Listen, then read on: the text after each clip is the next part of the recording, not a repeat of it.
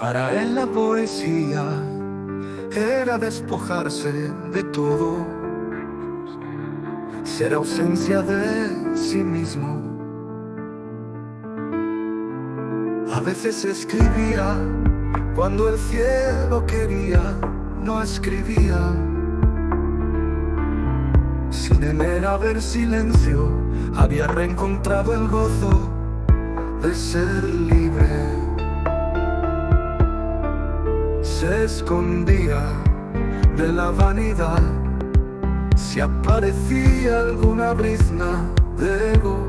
Qué tristes los días, sin más lluvia cayendo en las páginas de la inocencia.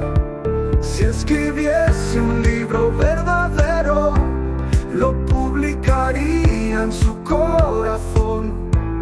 Después en ofrenda, como se hace con las botellas, con mensajes, lo arrojaría al mar del yermo. En los hortales se quemaban las hojas del otoño, veía el humo blanco desde la terraza soleada, veía en el azul después al pájaro salvaje olvidado. Poeta en lo más alto, ¿y para qué ser?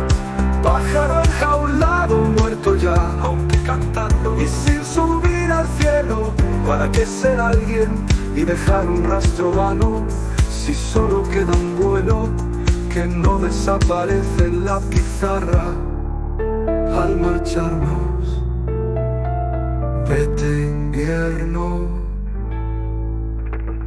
Recuerda la luz de la infancia, allí no había tiempo.